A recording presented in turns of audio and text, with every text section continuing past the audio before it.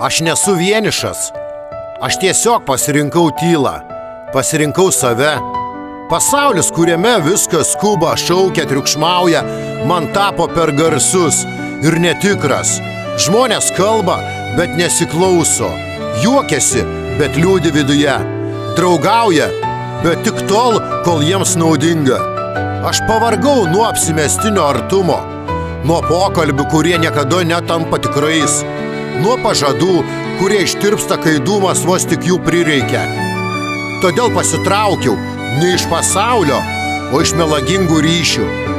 Aš esu atsiskyrėlis, gyvenu tarp žmonių, bet jų nebeieškau.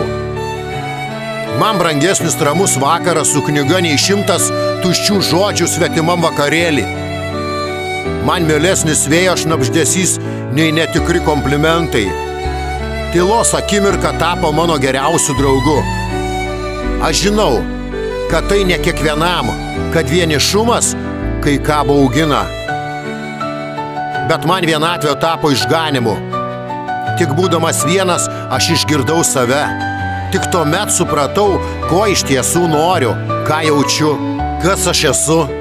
Atsiskyrėlis ne todėl, kad manęs niekas nenorėjo, o todėl, kad aš pagaliau pradėjau norėti tikrumo.